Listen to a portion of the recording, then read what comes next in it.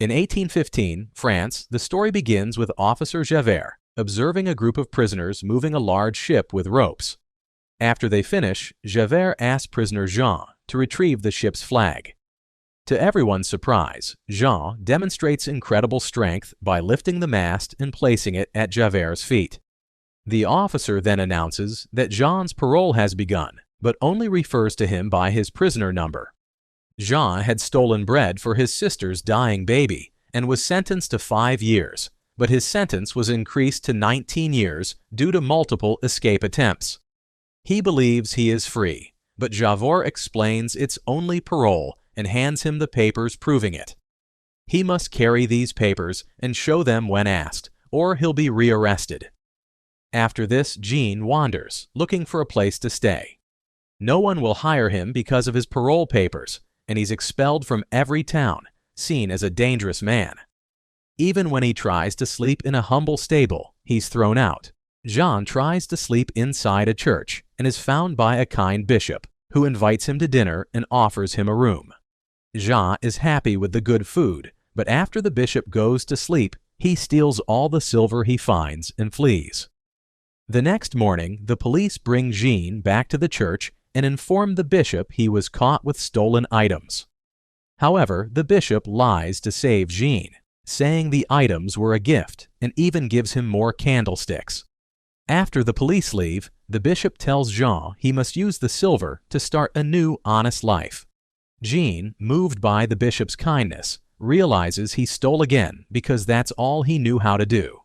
From then on, he decides to be a better man under a new identity. Jean also destroys his parole papers, throwing them off a cliff. 8 years later, in a factory, the foreman harasses the working women, especially Fantine. The other women judge her for this. One day, they realize Fantine has a letter, so they steal it and discover she has an illegitimate daughter named Cosette. This causes a fight, but Jean arrives and breaks it up. Under a new name, Jean is now the factory owner and mayor of the city. He calms everyone down, but is surprised to see Javert at the window.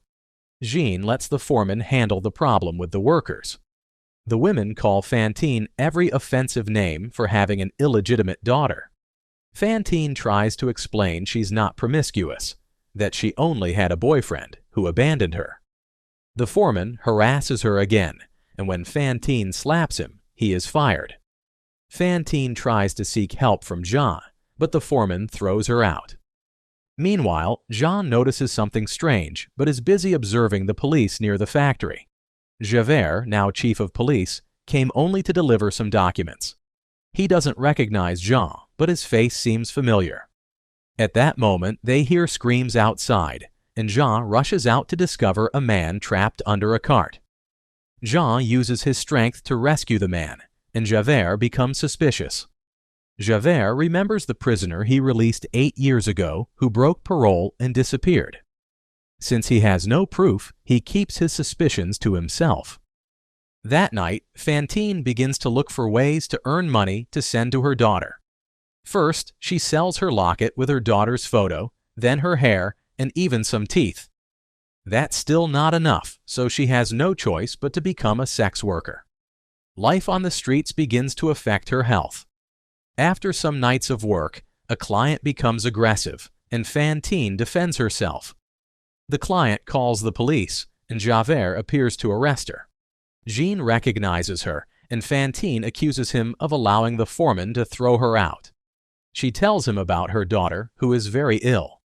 Moved by guilt, Jean takes Fantine in his arms to carry her to the hospital, promising to rescue her daughter as well. Sometime later, Javert receives an important letter from Paris, reporting that the prisoner he was looking for has been arrested. Javert goes to see Jean and apologizes for suspecting him, saying he deserves to be punished. However, Jean forgives him, stating that Javert was only doing his job.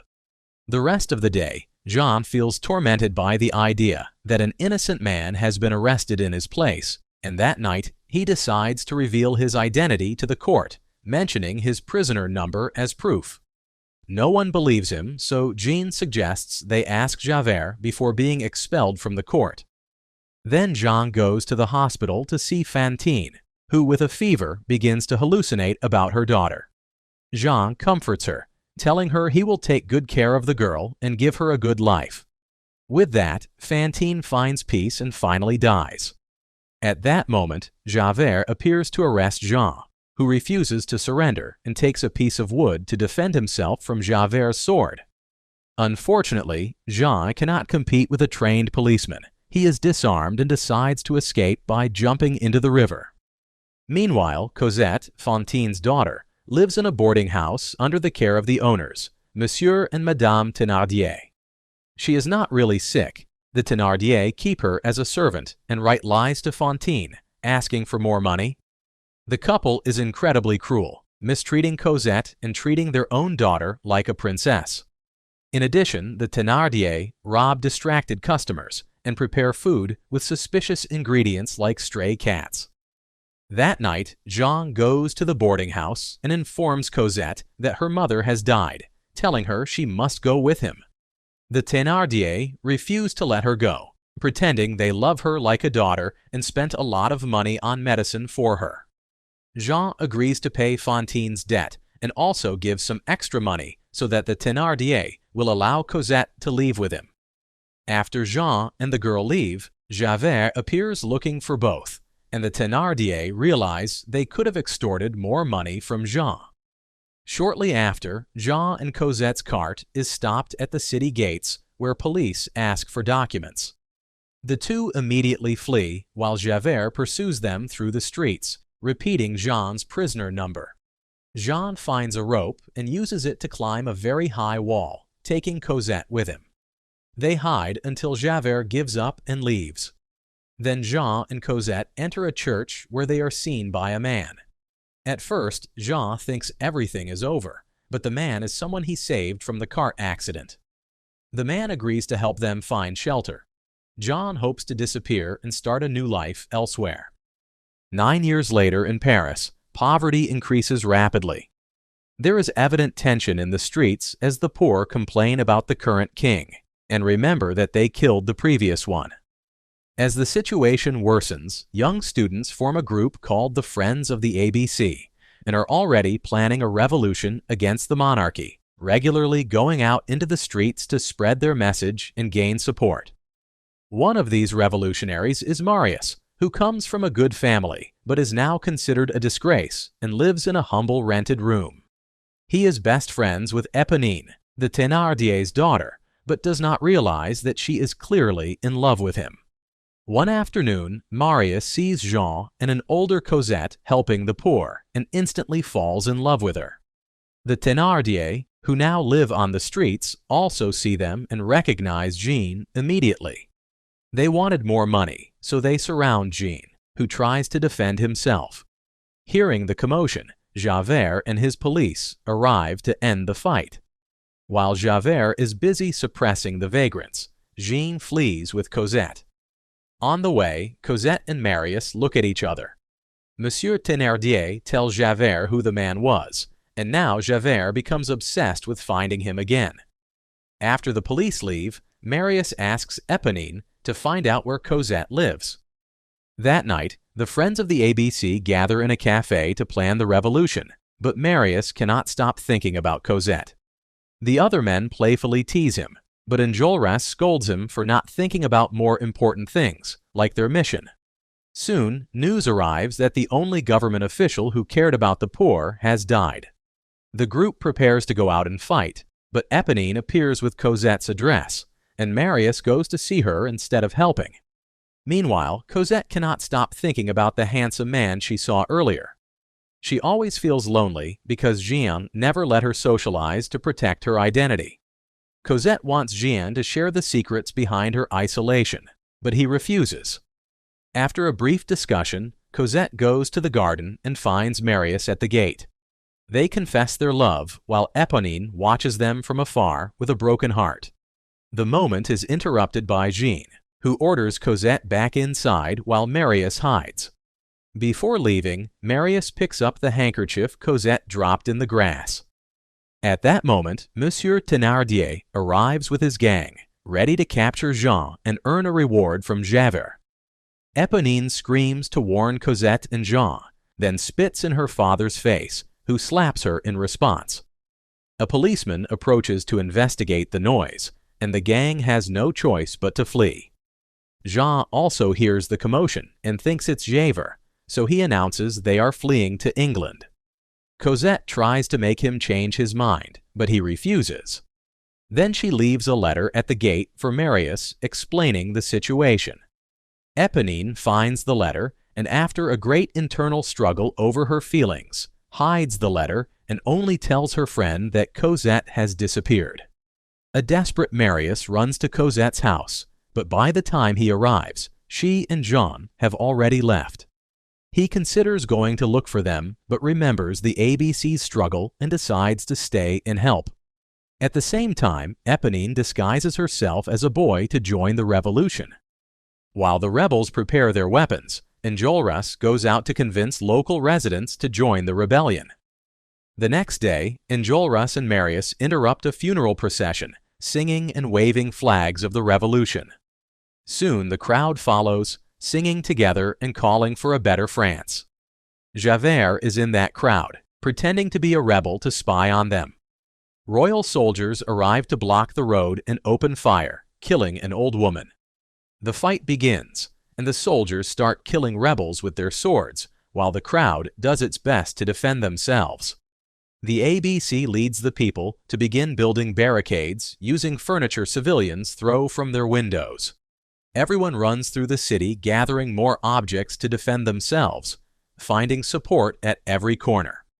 Enjolras points out that someone should infiltrate to discover the enemy's plans, and Javert offers, still pretending to be on the rebel side.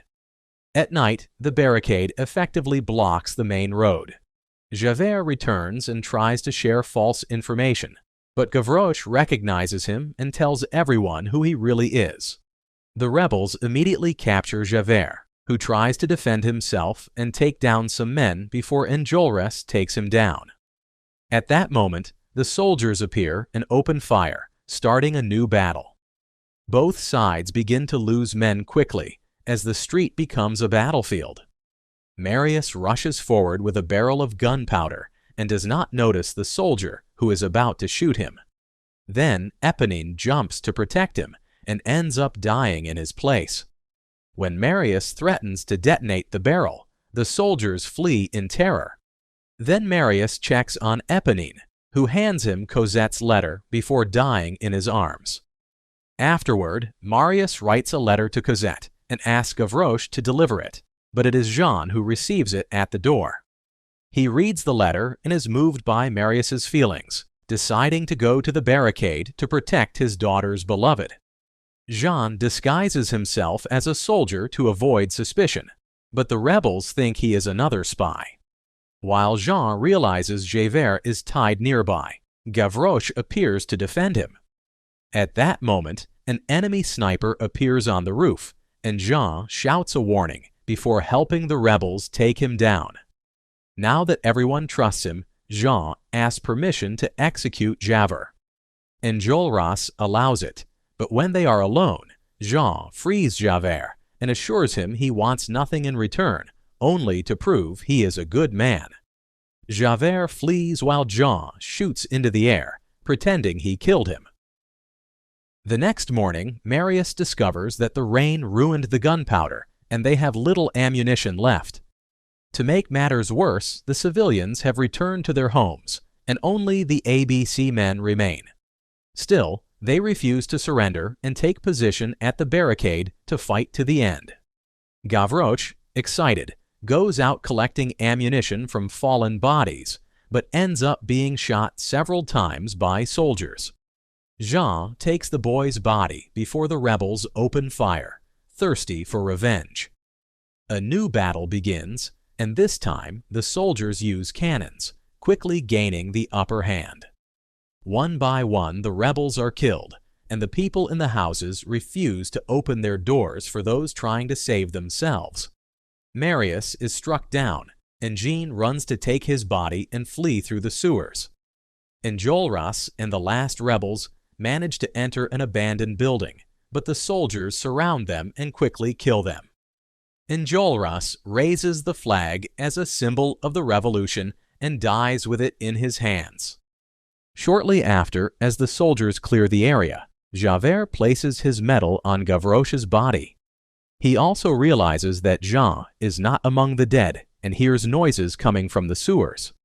Jean tries to move Marius's body unnoticed, but he slips, and both fall into a pile of waste. There they are found by Monsieur Thénardier, who steals Marius's ring. Jean jumps on him and threatens to drown him until Thénardier tells him how to get out of the place. Carrying Marius on his shoulders, Jean goes through several tunnels until he finally exits the sewer. Unfortunately, Javert is waiting for him at the exit. Jean asks for only an hour to take Marius to the hospital, promising to surrender afterward, but Javert still threatens him. Realizing that Javert doubts his own values, Jean keeps walking with Marius's body, and Javert does not stop him. Confused about right and wrong, Javert decides to end his life by jumping into the river. Some time later, Marius wakes up in his grandfather's house, not knowing who saved him. Hearing what happened to his friends, he returns to the siege site to mourn. There he finds Cosette, who comforts him and promises to take care of him. Jean observes them from afar and realizes that his presence will only bring more problems. Later, in private, Jean gives his blessing for Marius to marry Cosette and tells him about his past before announcing that he must leave to protect them. Marius understands and promises not to tell Cosette the truth. Eventually, Marius and Cosette marry, but she is sad about Jean's absence. The Thénardier try to invade the wedding disguised, but Marius recognizes them before they are expelled. The Thénardiers say they saw Jean carrying a body through the sewers and want money to keep it a secret. They even show the stolen ring as proof, and Marius realizes that it was Jean who saved him. He beats Monsieur Thénardier until he confesses that Jean is hiding in the convent. That night, Marius and Cosette visit Jean, who is on the verge of death and begins to see the spirit of Fantine. Jean is happy to see his daughter one last time and hands her a letter telling his entire life story before dying peacefully. As Cosette has a fit of sadness, Jean's spirit joins all the deceased characters singing for beloved France. If you want interesting movie recaps, like, share, and subscribe to follow us for more movie recaps.